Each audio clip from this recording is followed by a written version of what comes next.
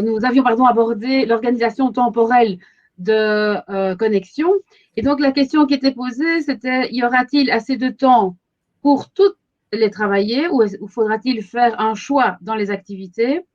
Et comment exploiter, combien de temps faut-il pour exploiter une séquence?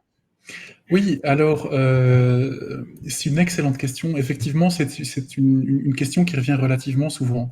On a décidé de travailler dans Connexion Français sur des séquences qui sont très courtes, de façon à continuer à avoir l'intérêt de l'élève tout au long et ne pas le lasser dans un apprentissage, puis aussi travailler de façon spiralaire.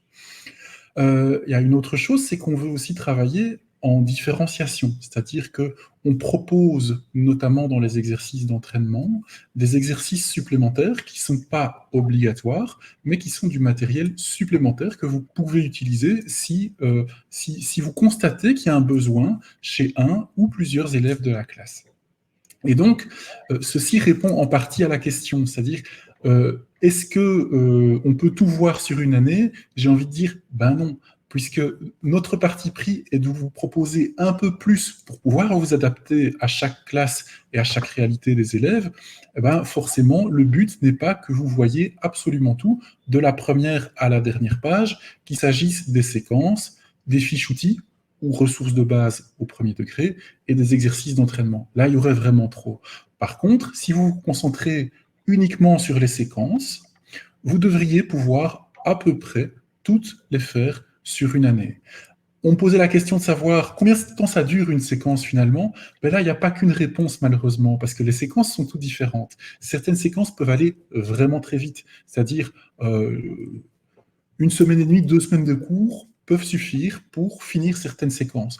Pour d'autres séquences qui ont un objectif pédagogique qui est un peu plus ambitieux, ben là, ça va peut-être prendre un peu plus longtemps, 2 semaines, 3 semaines, 3 semaines et demie, quelque chose comme ça. Généralement, on ne va pas au-delà, en fait, parce qu'on veut vraiment que les élèves restent mobilisés en fait, jusqu'au bout, jusqu'au moment où on fait la tâche finale. Voilà. Eh bien, voilà. Tu as donc répondu à une partie des questions, puisque l'autre partie de questions, c'est concernant l'ordre et les difficultés. Donc, la question était de savoir s'il y avait une difficulté croissante dans les séquences et s'il fallait respecter l'ordre. Et aussi, de nous parler des parcours alternatifs que tu as déjà abordés un petit peu. Oui, tout à fait. Alors,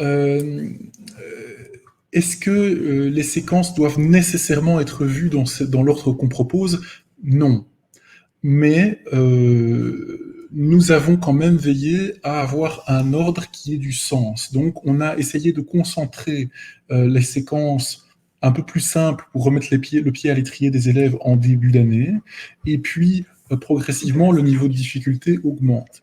Il y a aussi, comme je le disais tout à l'heure, l'approche spiralaire des apprentissages. Donc, certaines notions sont abordées dans les séquences au début de l'année, et puis elles sont revues et approfondies en cours d'année. Donc, il est toujours possible de faire un autre ordre que celui que nous proposons, de passer certaines séquences si vous le souhaitez, mais essayez de bien avoir une vue d'ensemble du manuel avant de changer la logique, parce que sinon vous risquez de détricoter en fait des choses qui justement ont été réfléchies chez nous. Voilà, donc ça c'est par rapport à l'ordre. Alors, par rapport au parcours différencié, là je vais raccrocher ça à la différenciation. Donc, des éléments pour la différenciation dans Connexion, il y en a plusieurs. J'ai parlé des fiches outils et des ressources de base. Donc là, c'est, si vous voulez, les prérequis que l'élève est censé maîtriser au début de l'année. On les consigne dans un genre de petit fascicule théorique. On appelle ça des fiches outils au 2e et au 3e degré, des ressources de base au 1er degré. Au 1er degré, on a surtout mis l'accent sur la grammaire, en réalité, et la maîtrise de la langue. Et donc là, c'est un peu pour remettre tout le monde à niveau et puis renvoyer les élèves vers ces notions si c'est nécessaire. Et on a ça en complément avec des exercices qui vont leur permettre de consolider, si vous voulez, toutes ces notions, justement. Donc ça, c'est un premier axe de différenciation. Le deuxième, c'est que, et ça c'est surtout le cas au 2e degré, nous proposons dans certaines séquences des parcours vraiment différenciés, c'est-à-dire soit en remédiation, entre guillemets, soit en dépassement. On propose des activités qui sont vraiment spécifiques, qui vont permettre aux élèves qui en ont besoin de davantage approfondir l'un ou l'autre point, ou bien aux élèves qui le peuvent, d'aller un petit peu plus loin que ce qui est juste normalement demandé, entre guillemets, dans la séquence.